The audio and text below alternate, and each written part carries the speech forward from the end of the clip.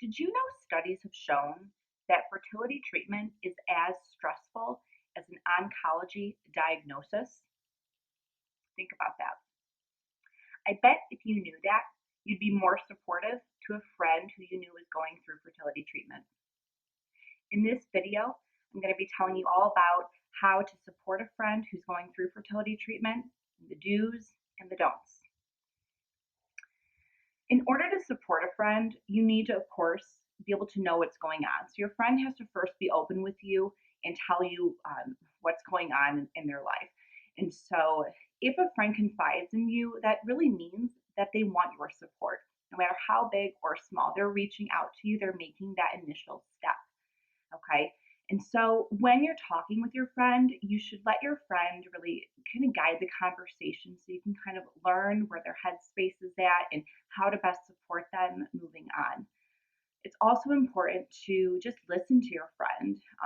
For people who are undergoing fertility treatment, it's really helpful just to kind of share their feelings and kind of talk through things. So, listening is super important, but then letting them know that you care about them at the same time. It's certainly okay to ask them questions. Chances are most people aren't very knowledgeable about all the fertility treatment that's out there. You don't need to do any fertility research unless you want to. It can certainly help kind of let you know what's going on like in your friend's life.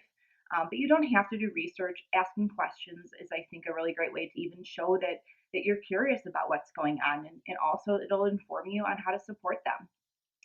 It's okay to just straight up ask your friend, how would you like me to support you? What are the most helpful things that I can say to you are? Okay. So even just being just flat out honest with them and saying, what can I do?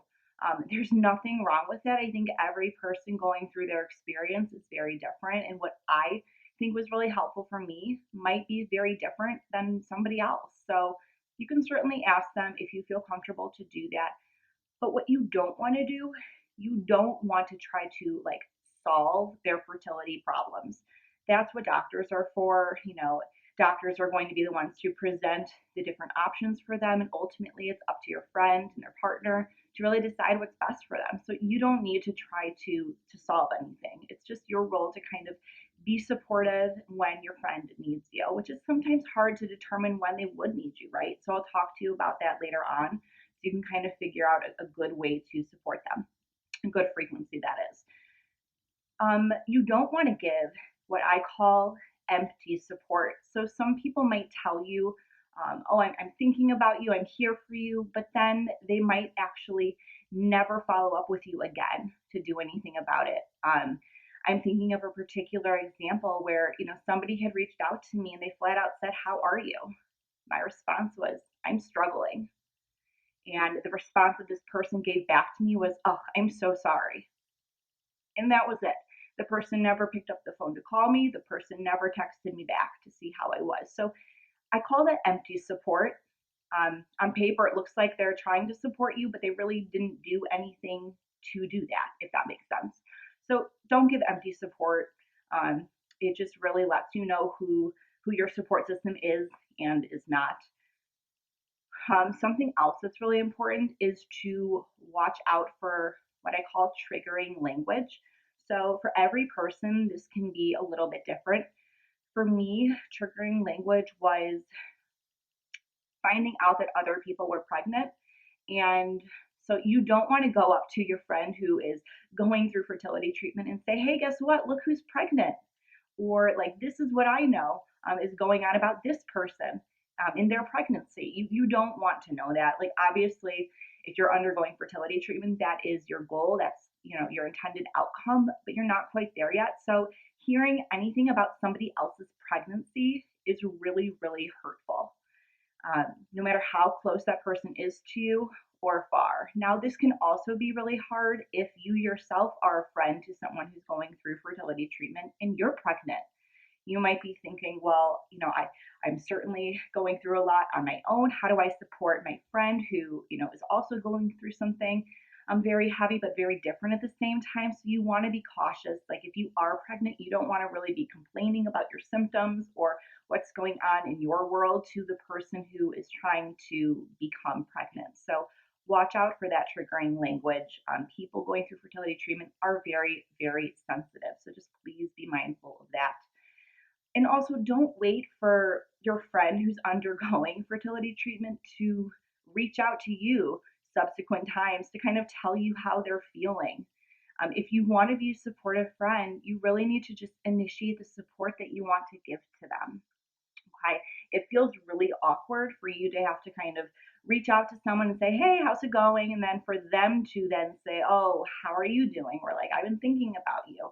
So really just try to initiate um, your reaching out to that person. Now I'm going to share a little bit about my experience with you guys. I have found that there is definitely a range of support that a friend can really provide. And I think that there's like no one right way to do this, but this is what I experienced. So I had some people who would say to me, oh, I'm sorry, I'm here for you. And that seemed nice, that felt nice at the time.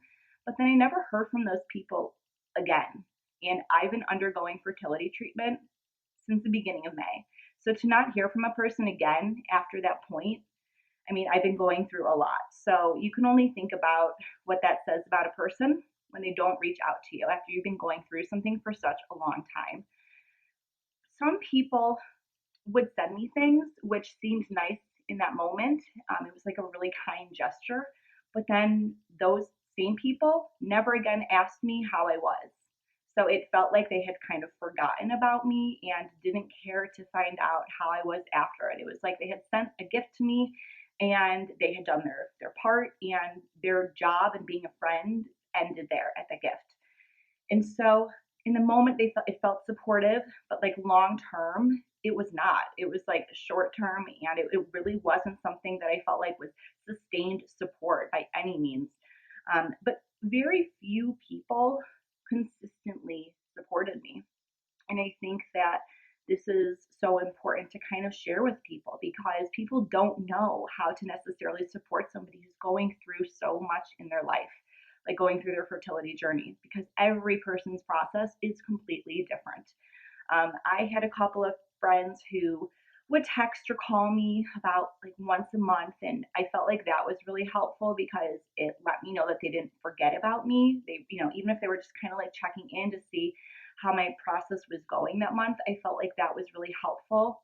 I would say the most supportive friend that I had though, she would ask me about like every single appointment and when it was. And then on the day of that appointment, she would follow up with me and she'd say, hey, how did this go? Like, how, what did the doctor say? What are your next steps? And then she would continue to follow up with me on those specific days. So that was truly, I felt like, the most supportive thing that a friend could have done. It really showed me that that person cared.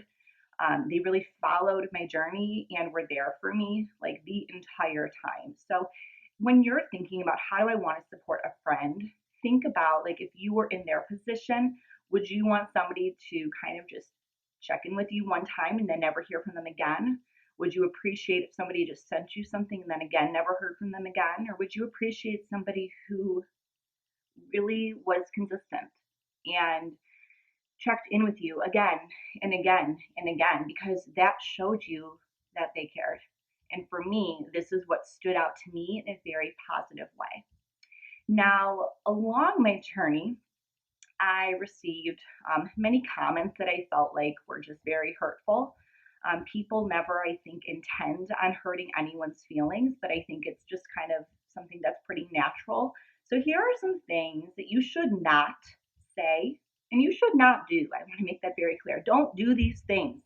All right. Don't say everything happens for a reason. So I had 2 miscarriages. Don't say that to me. Everything happens for a reason, because what is that reason?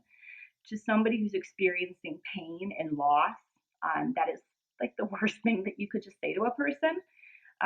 Even if you haven't had a miscarriage, to be going through fertility treatment, what is the reason for that? I mean, it's really hard to justify. Something else that I had heard was, you're probably too stressed right now. It'll happen eventually. Yeah, with a pandemic going on, it's pretty stressful. These times are pretty stressful for everybody. But for somebody to say that, like, I'm too stressed, that I'm like kind of causing this to happen in my body, is just not right.